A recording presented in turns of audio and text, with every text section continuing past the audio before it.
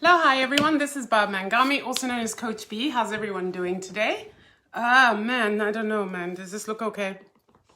How is everyone doing today? Hope everybody is doing well. Happy Monday. Happy Monday. Hello, Monica. Hello, Lexi. How are you guys doing this morning? Oh, wow. Oh, it's Monday, right? Whew. I've been up for a minute. I've been up. I had good night's sleep last night. I am cleaning up my act. I am getting my sleep hygiene on schedule. I'm trying to do all the things. As you know, I am doing 75 hard. I'm also doing this 21-day keto challenge. Sucker for punishment. I like it like that. So this morning, hi guys. I wanted to talk to you guys. This is number 6 in our self-mastery series, which kind of comes and goes and comes and goes. I'm gonna put them all together on my Facebook so that if you want the self-mastery series, you'll actually just get them boom, boom, boom, these videos. But today I wanted to talk about knowing your own worth. And this is specifically for women, actually, because it involves money as well. So I'm just going to jump right into it. I want you guys to think about this as we go along. I want you to see if you can identify certain things about yourself and things you might need to be working on or thinking about, or, having a mindset shift around. So the first question is, do you value yourself? Because let me tell you, if you don't value yourself and if you don't know your own worth, somebody else is going to tell you what you're worth. And believe me, most times they're out to underestimate what you're worth. So that's one thing you need to be so careful of. Posture is everything.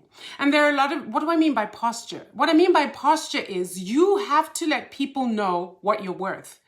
And how do you do this? You do this by simply showing up with confidence and asking for what you want. So here are some things.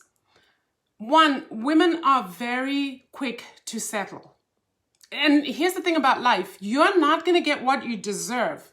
You will get what you settle for, especially if you don't know your own worth.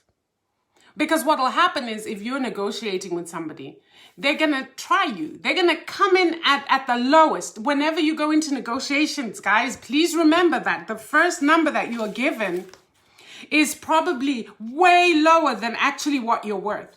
But most people don't have that mindset, especially in a job kind of situation.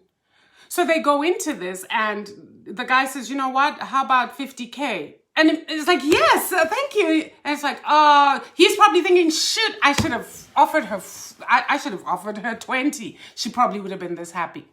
You got to have the right posture about you. And the right posture, literally, it's not a pose. Most people think posture is pose. But it's embodying what you know about yourself. We go back to, how do you value yourself? That's the critical question.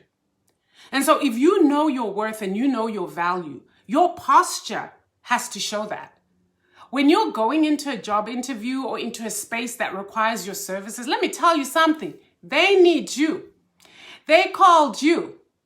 So you best believe there's something that they see in you that they want. Now, if you go in there as if they're doing you some kind of favor, let me tell you, they read you like a book the minute you walk in the door, and you've already undersold yourself. You got to go in there with the posture of a beast. You go in there with the posture of a queen. Fix that crown outside the door for you walk in and you say, hello, good day. How are you? Yes.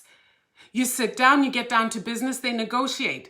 We were thinking starting maybe 50K. You're like, how about 65? Oh, well, yeah. And you know what? 65, take it or leave it. I'm at the door because you know what? I got another interview, my 3rd interview with this company. And if that doesn't work for you, I'm out. Let me tell you, they'll be giving you your papers to sign on that dotted line before it's done. There won't be any, we're going to wait to, you'll wait to hear, you'll hear from us soon. There won't be any of that. There'll be a, yes, right here, ma'am. Okay? Posture is everything. But you get that posture from self-confidence. You get that self-confidence from knowing who you are, right? Now, guys, one thing you have to realize about workspaces, about business, about any space you occupy is you've got the soft skills, you've got the hard skills, right? The hard skills are your education or your training, right? The soft skills, when you go into an interview, are what they're looking for. That's where your posture and confidence come in. Because see, your hard skills, they can look at in a resume. They've already read your resume, and so your hard skills are there, and they realize that, you know what, that's why they're calling you for an interview. Because now they want to see what is it that you bring that other candidates who have a similar or better resume don't have. That's where your soft skills come in. That's where your posture comes in. So you got to walk in that space and you got to own it. You got to own every single person in that room too. And what you have to realize is that in most places like that, when you go, literally that's what they're gauging. Do we have a shark here? Or do we have an octopus? Octopus, jellyfish? Or do we have a shark? Because in the business world, they're looking for the sharks. They're looking for the people who will get the job done and then some. So you got to know what you bring. Your hard skills, we got that down on the resume. What are your soft skills? I'm a leader. I'm compassionate. I am team-centered. I know how to work with a team. I'm a consensus builder.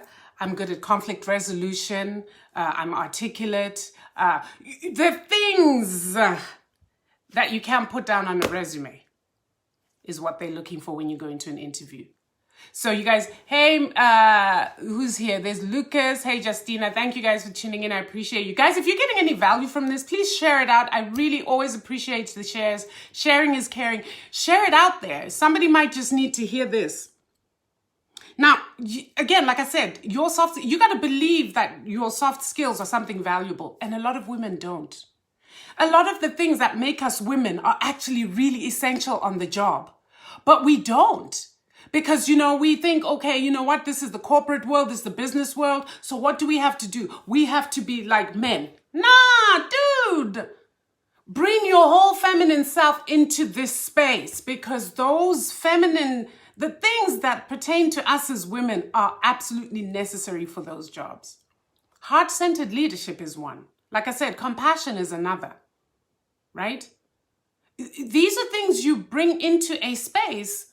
And anybody who has business knowledge or who's savvy will know that these qualities will only enhance their team, their company, or whatever. So don't be shy to go in there your full self. You got to know who you are first. So do you see how everything just tracks right back to the basics and the core of this? And the reason this is important in self-mastery is that you literally want to live the life that you're creating and carving for yourself. Now, if somebody else is deciding your worth for you and you're being underpaid or you're being undervalued, that's not you in mastery. That's somebody else controlling, and that's somebody else determining the outcome of your life. You got to take that back. You got to take that and take it back and be in control of that. That is self-mastery. So I want to tell you some things about people who are generally underpaid and people who do not know their own worth. Now, I'm going to read these out, and you guys gotta tune in here and decide whether this applies to you or not. 1, they generally will work for free. I've done it. And a lot of artists do this.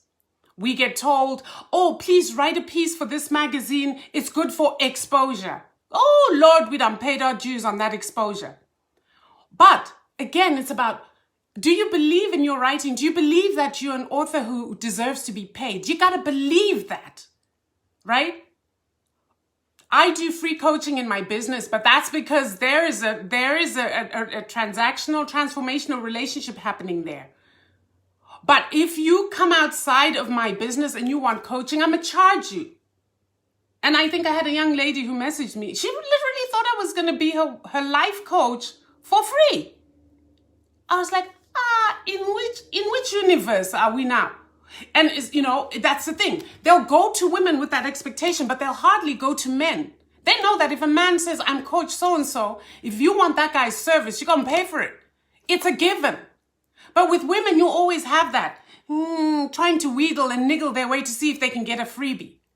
We got to stop that, ladies, because it doesn't help us. It doesn't help your self-esteem whatsoever. And it definitely does not help your bank balance if you're working for free. Don't feel bad about charging for your services. This is where knowing your worth comes into it. Why do you feel some type of way, some type of guilt in asking for what you deserve? Somebody wants a coaching session, $250 down to come up with your goals and your plan of action. And then every session after that is $200. Hello? Take it or leave it. That's the going price out there. So you gotta, like I said, you gotta know your worth, and then you've got to have the posture for it. Like I said, they're usually scared to negotiate. They use, this one killed me. They use reverse snobbery. Let me explain that. These are the kind of people who say, people with money are so shallow. Yeah, people with money are just so fickle. All they focus on, nice life problems. They don't really know what life is about. They're not deep. They're not thinkers. Yeah, people with, all this.